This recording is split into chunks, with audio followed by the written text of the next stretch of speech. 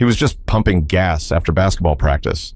But 10 minutes later, a deputy had his hand on his gun, and his mother's FBI badge changed everything. The sun was sliding low over Macon, Georgia, leaving streaks of orange light across the gas station parking lot. The air smelled like gasoline and fried chicken from the diner next door. Darius Colton, 17, tall and lean with a gym bag slung over his shoulder, was just trying to grab a bottle of Gatorade before heading home. He had on his high school basketball hoodie, earbuds in, phone tucked into his pocket. The kind of ordinary evening any kid would have. But for reasons he couldn't see, tonight wouldn't stay ordinary for long. As he filled up his mom's silver SUV, a white patrol car rolled into the lot, slow and deliberate. The cruiser's headlights caught Darius's reflection in the glass door of the convenience store. He didn't think much of it. He'd seen police there plenty of times. But this time, the car didn't just park. It stopped. Deputy Wade Hensley, mid-40s with a jaw that always looked locked in suspicion, sat in the driver's seat watching. His hand rested casually near his holster. He saw Darius, saw the hoodie, saw the skin tone, and something in his posture shifted. Darius noticed the car hadn't moved. He tried to shake off the thought, scanning for the clerk inside, but the unease grew heavier. He glanced again. The deputy was still staring. When Darius walked toward the store entrance, the patrol lights flicked on. Blue and red bounced off the glass door. The sudden flash made him stop mid-step. He turned, confused, mouth half open, as the deputy pushed open his door and called out, "Hey, you there, hold up." Darius blinked. Me? Yeah, you. Come here. The words carried the weight of authority, but not the kind that made you feel safe. It was the kind that made your stomach drop, even if you hadn't done a thing wrong. People at the pumps turned to look. The hum of everyday life paused. Darius swallowed hard, his pulse kicking up. He had no idea that the next few minutes would change the way he looked at the world and at the people sworn to protect it. But the deputy wasn't here to ask questions. He was here to make an example. Darius stopped halfway between the SUV and the store, one hand still holding his wallet. The patrol lights washed the ground in flashes of color that made everything feel unreal. He'd never had a cop talk to him like that before. "Sir, is something wrong?" Darius asked, voice calm but cautious. Deputy Wade Hensley stepped closer, his boots crunching the gravel. "Let's see some ID." Darius frowned slightly. "I'm just getting gas." "My mom's car. Did I do something?" Hensley's tone sharpened. "Didn't ask you all that, son." "I said ID. That word, son, hit different. It wasn't said kindly. It wasn't about family. It was about control." Darius's hand trembled slightly as he pulled his wallet from his pocket. He'd been raised to be respectful, especially in moments like this. His mother, Renee Colton, had told him 1,000 times, "Stay calm, keep your hands where they can see them, don't argue." Renee worked long hours at the FBI's Atlanta field office, and she didn't hide the reality of the world from her son. She'd seen things, cases that broke her heart, stories of kids stopped for fitting a description. She made sure Darius understood the difference between staying alive and being right. But still, seeing those red and blue lights now, Darius couldn't stop the sting of humiliation creeping in. He wasn't doing anything wrong. He was just living.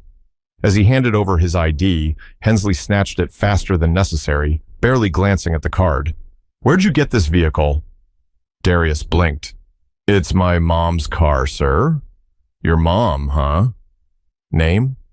"Renee Colton." The deputy squinted, tapping something into his tablet. "You sure about that?" "Yes, sir." "She's at work." Hensley chuckled under his breath, shaking his head. "At work." "Uh-huh. You live around here?" "Yes, right off Eisenhower Parkway." The deputy's expression tightened. He didn't like being answered directly. He wasn't looking for information. He was looking for hesitation, something to justify his suspicion. Inside the store, the clerk, an older man stocking drinks, froze halfway through emotion. He'd seen this kind of thing before, but never knew what to do. A young couple by the next pump slowed their conversation, watching from behind their windshield. Darius could feel their eyes. The embarrassment burned hotter than fear. He wanted to call his mom, but he knew that could be taken the wrong way. He stood still, breathing slow, trying to remember everything she'd ever told him. Renee always said, "You don't win every battle by fighting back. Sometimes you win by staying steady long enough for the truth to reveal itself. But tonight, that truth was coming faster than either of them could have imagined. Because a few miles away, Renee Colton was just clocking out, unaware her son's name was already echoing through a deputy's radio. The evening air had cooled, but sweat rolled down Darius's temple. He wasn't sure if it was the heat or the pressure. Deputy Hensley circled him slowly, holding his ID like it was evidence. "You said this is your mother's car," Hensley said, glancing at the SUV. "What's she do for a living?" Darius hesitated for half a second. "She works for the government." "What department?" "The Bureau." Hensley raised an eyebrow. "What bureau?" "The FBI, sir." That made the deputy pause, just for a heartbeat, but then he smirked, a kind of disbelief that said he'd already decided what he thought of this kid. "Right. And I'm the president," he muttered. "I'm serious, sir. You can call her. She's—" "Quiet," Hensley snapped, lifting a hand. "You don't get to tell me what I can do, you understand that?" Darius bit his lip and nodded. "Yes, sir." The officer took a slow breath, eyes moving to the SUV again. "Mind if I take a look inside?" Darius blinked. "You need a reason for that, don't you?" Hensley's voice hardened. "Are you refusing a lawful request?" "No, sir. My mom wouldn't want—" "Then open it." Darius reached for the handle, his hands visibly shaking. He opened the driver's door, trying not to make any sudden movements. The deputy leaned in, flashlight scanning the seats, the floor mats, the back seat. There was nothing but a basketball, a backpack, and a few empty water bottles. "What's in the bag?" "My gym stuff, shoes, towel, jersey. Go ahead and open it." He did. The deputy looked through the clothes like he was expecting something else, something to justify the tension already choking the air. But there was nothing. "Where are you coming from?" Hensley asked, stepping back. "Practice. Over at Southwest High." "Who coaches there?" "Coached at Darby." The deputy nodded slowly, pretending to take notes, though his notepad stayed blank. "You play starter?" "Yes, sir." Hensley circled back toward the front of the SUV. His voice dropped lower. "You know, I've been on this job 20 years. Seen a lot of kids tell me a lot of stories. I'm not lying, sir." The deputy's eyes met his, sharp and unyielding. "You sure about that?" For a moment, neither of them spoke. The only sound was the steady beep of another car finishing its fill-up. Inside, Darius's chest tightened.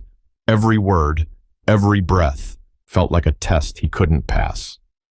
From across the lot, the store clerk finally stepped outside, wiping his hands on his apron. "Officer, everything okay?" he called out, voice cautious. Hensley didn't even turn. "Mind your business, sir. Police matter." The man nodded, retreating back toward the door. Darius felt more alone than ever. Then the deputy's radio crackled. A faint voice came through, asking for his location. Hensley stepped away to respond. Darius took a shaky breath, his eyes darting toward the SUV. His phone was on the seat, screen lighting up with a missed call. His mother. He glanced at the deputy, still talking into the radio. Then he looked at the phone again. One quick move. That's all it would take to answer. But something deep inside told him not to. Because one wrong move tonight could turn a misunderstanding into something irreversible. The air around the gas station grew heavier, like everyone was holding their breath. The blue and red lights still flickered against the windows of the store, and people had started pretending not to look, even though everyone was watching. Deputy Wade Hensley was pacing now. Whatever patience he'd started with was gone. "You sure this is your car?" he asked again. Darius nodded. "Yes, sir." "My mom's." "I told you funny thing," Hensley said, staring at the license plate. "This vehicle was reported missing last month." "What? That's not possible. Keep your hands where I can see them." Darius froze, palms out. "Sir, I swear that's not true. My mom drives this car every day. You calling me a liar?" "No, sir, Then stop talking." Hensley's voice was loud now, loud enough for the people inside the store to stop what they were doing completely. The older clerk leaned forward, squinting through the glass. A young woman by pump 3 pulled out her phone, recording. Darius's heart hammered. His breathing felt too fast, too shallow. He tried again. "Can I please call my mom?" "She can clear this up in a second. Hands where I can see them." "They are." The deputy stepped closer, hand resting on the holster of his gun. "One more word, and I'm detaining you." You understand me? Darius didn't move, didn't blink. Every cell in his body screamed to run, but his mother's words echoed louder. Never make them nervous. Never make them think you're resisting. The recording woman whispered, "He's just a kid," as she kept her phone up. Inside the SUV, Darius's phone buzzed again. Another call from Mom. The sound made Hensley turn his head sharply. "Who's calling you?" "My mother," Darius said softly. "Get it." "What?" "I said get it." Darius hesitated. His hand twitched toward the car door. Hensley's voice snapped again. "Slowly!" He opened the door, inch by inch, reached for the phone, and held it up.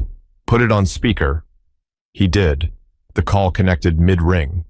"Darius? You good, baby?" Renee's voice came through, calm but warm.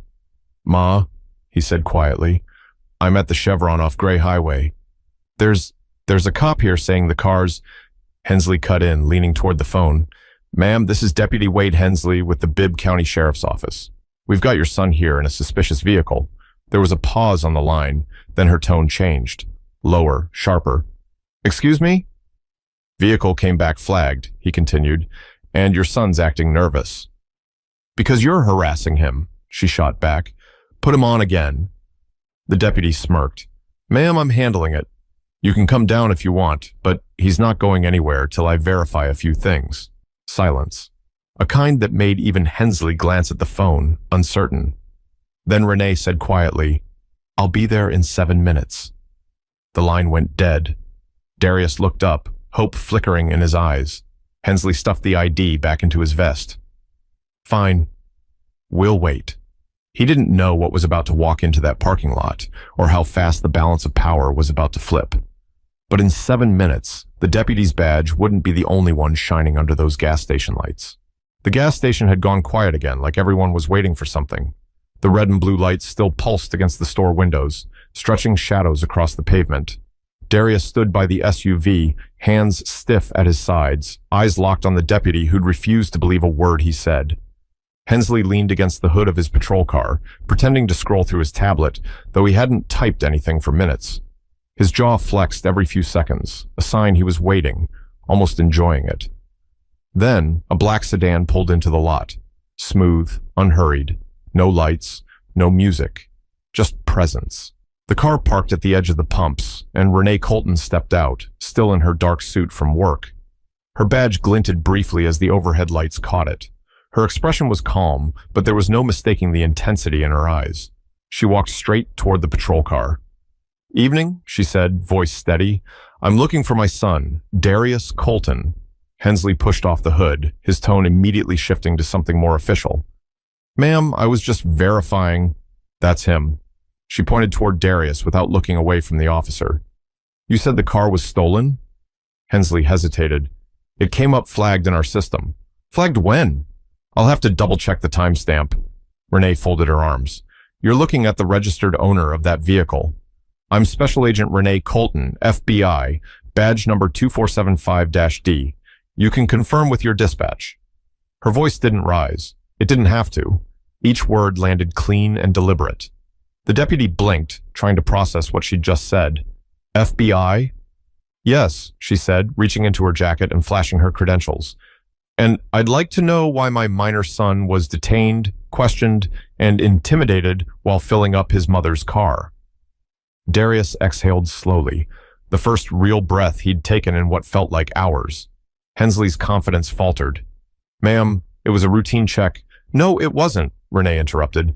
"Routine checks don't involve shouting at kids with their hands up."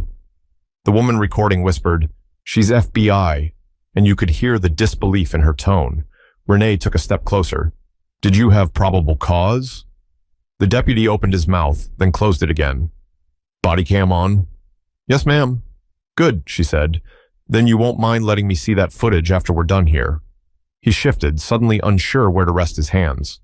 "That's not standard procedure." "I didn't ask for procedure," she replied calmly. "I asked if you'd mind." Her tone wasn't loud. It was measured, but even the people inside the store could feel the difference. Darius finally spoke, his voice small. "Mom, he said the car was reported stolen." Renee turned to him. "It wasn't." I just drove it this morning. Deputy, when was the last time your database was updated? I don't have that info in front of me. She nodded slowly. That's what I thought. For the first time that night, Darius saw uncertainty replace arrogance on the officer's face. The silence stretched for a moment as Renee looked around, at the people watching, at the flashing lights, at her son still standing frozen beside the SUV. Then she said quietly, "You just humiliated a teenager in public for doing absolutely nothing wrong. You realize that, right?" Hensley looked away, the power he once held slipping fast. But Renee wasn't finished, because this wasn't just about her son. It was about every kid who never got to have a parent arrive in time. For a long moment, no one said anything. The gas station lights buzzed overhead, insects circling like they were drawn to the heat of what was happening below. Deputy Wade Hensley stood stiff, the words FBI still sinking in. He hadn't expected this. Not here, not tonight. Renee stepped closer, closing the gap between them until her calm became unavoidable. "You said my son was acting nervous. Tell me, officer, how exactly should a 17-year-old act when he's surrounded by flashing lights and accused of stealing his own mother's car?" Hensley straightened. "Ma'am, I was following protocol." "What protocol?" she asked sharply. "The one where you profile a teenager because of what he looks like? Or the one where you use intimidation instead of reason?" "Now hold on," Hensley began, his tone defensive. "I didn't profile anyone." The system flagged the vehicle, and I had a responsibility to investigate. Renee tilted her head slightly. "Did you verify that flag before approaching him?" He hesitated. "It came through as a past report." "So no," she said flatly. "You didn't verify it." You assumed Darius watched silently, his mother's voice both comforting and terrifying. He'd never seen her like this, controlled, sharp, every word cutting deeper than shouting ever could. Renee took out her phone, dialing. "This is Special Agent Colton, requesting immediate confirmation of plate number GYZ84L through the federal database." She paused, listening. "Yes, I'll hold." The deputy fidgeted, glancing at the small crowd gathering near the pumps. The line clicked. Renee nodded. "Confirmed. Vehicle is registered, clear, and active. No alerts." She ended the call and turned back to Hensley. "So, again, what exactly was suspicious here?" He opened his mouth, but no sound came out. "Because from where I'm standing," she continued, "the only thing that stood out to you was that my son doesn't fit your idea of who belongs behind the wheel of this car." The deputy's eyes narrowed. "Now that's not fair." "Fair?" Renee repeated, voice firm but level. "You think fairness is what this looks like? You had your hand on your gun, officer. On your gun. For a teenager with a Gatorade and a gym bag." Someone in the small crowd murmured, "She's right." Renee stepped closer again, lowering her voice. "You don't get to do that to kids like him anymore." Not without answering for it, Hensley's breathing quickened. "Ma'am, I didn't—" "Yes, you did," she interrupted, steady as ever, "and the camera on your chest saw every second of it. For a moment, there was nothing but the sound of passing cars on the highway." Renee looked at her son. "Darius, are you okay?" He nodded slowly. "Yeah, just, tired. Go sit in the car." He did, shoulders slumped with relief. When Renee turned back, Hensley was already trying to compose himself. "Look, Agent Colton, I'll admit things might have gone a little rough, but you know how this job is. We're told to stay alert. Things happen fast. Things only happen fast," she said quietly, "when fear replaces judgment." He swallowed hard. Renee glanced at his body cam. "I expect a copy of that footage. I'll file a formal complaint in the morning, and I'll make sure it goes through internal affairs. You can explain your alertness to them." The clerk from the store stepped outside again, his voice uncertain. "Ma'am, I'm really sorry your boy had to go through that. I saw the whole thing." She nodded at him. "Thank you for saying that." Turning back to Hensley, she added, "You know, my son asked me once what the difference was between being safe and being free. I didn't know how to answer him then." Her voice softened, almost breaking. "But now I do. Safe means knowing someone like you can't treat him like a suspect for existing."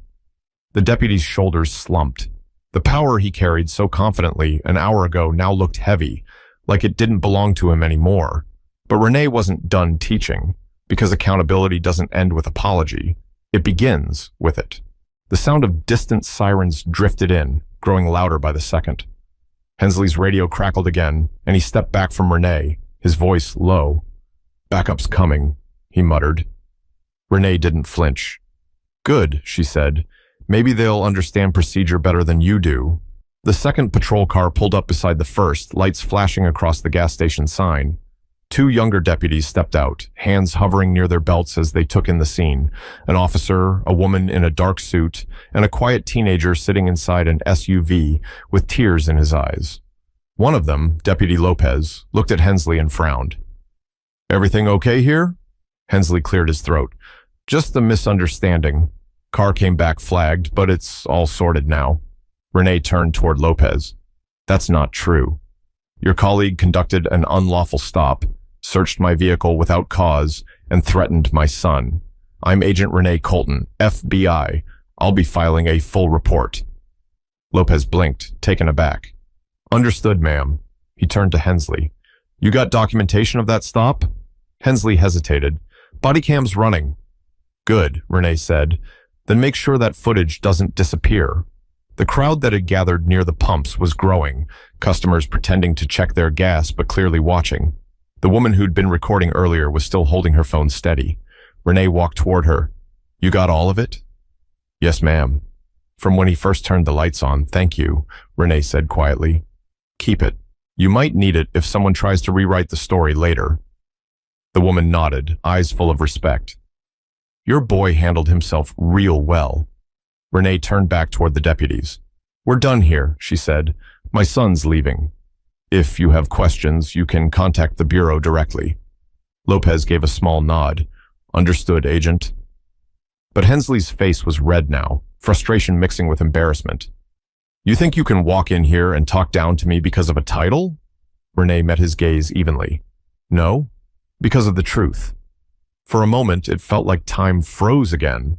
The kind of stillness that comes when someone finally runs out of excuses. Darius stepped out of the SUV, eyes glassy but steady. "Mom, can we go?" She smiled softly. "Yeah, baby. We can go." As they got into the car, the crowd began to disperse. The clerk gave a small wave. The woman with the phone lowered her camera. Even the air felt different, lighter somehow. Renee started the engine, her hands tight on the wheel. Darius stared out the window, watching the flashing lights fade in the rearview mirror. "Mom," he said quietly, "what's going to happen to him?" Renee took a breath. Maybe nothing, maybe something, but people saw. That matters. He nodded slowly. "I didn't do anything wrong." "I know," she said. "And that's exactly why we can't stay quiet about it." The car rolled onto the highway, headlights cutting through the dark. But what neither of them knew was that the video from that gas station would soon be shared, viewed, and talked about far beyond Macon, sparking a conversation that had been waiting far too long to start. The drive home was quiet. The kind of quiet that doesn't come from peace but from everything left unsaid. Streetlights flicked by in even intervals, glowing across Darius's face as he stared out the window. He finally broke the silence. "Mom, you think he's sorry?" Renee kept her eyes on the road. "Maybe. But sorry isn't the point, Darius. Change is." He leaned back, frowning. "Feels like it's never going to change." Renee glanced at him, her expression softening. "I know it feels that way. But every time we speak up, every time we stand our ground, we push it a little further. You did everything right tonight." "I didn't feel brave," he admitted. "Bravery isn't about feeling strong," she said quietly. "It's about staying calm when everything in you wants to run. And you did that." They turned onto their street, a small row of quiet houses with porch lights glowing. Renee parked, put the car in park, and rested her hand on the steering wheel. "Baby, I've seen the worst parts of this country," she said. "I've seen people hurt others just because they can. But I've also seen good officers, good neighbors, and people who refuse to stay blind. That's where hope lives, in the ones who refuse to look away." Darius looked down at his hands. "People at the gas station, they just watched. Some did," she said, "but someone recorded. Someone spoke up. That's something." He nodded slowly. "Do you think they'll actually do anything with it?" "They might," she said. "And if they don't, We will. For the first time that night, Darius smiled faintly. Renee turned off the ignition and looked at her son. You know what I want you to remember most about tonight? He shook his head, that no matter what anyone says or does, your worth doesn't depend on how they see you. You don't need a badge to prove your value. The porch light flickered on automatically as they stepped out of the car. The world around them was calm again, but it didn't feel the same. That night, the footage from the gas station began spreading online. It was shaky, grainy, and imperfect, but real. People commented, shared, debated. Some were angry. Others finally understood. And somewhere inside that noise, a message began to take root. Accountability isn't about power. It's about respect.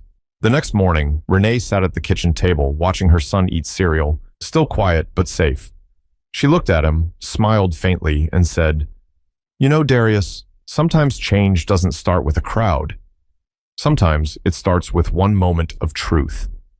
He nodded, finishing his spoonful. We had ours, huh? Yeah, she said softly. We did. Because real strength isn't measured by authority. It's measured by how you use it. And if you ever see something wrong, don't just turn away. Speak up, stand up. Because silence never protected anyone.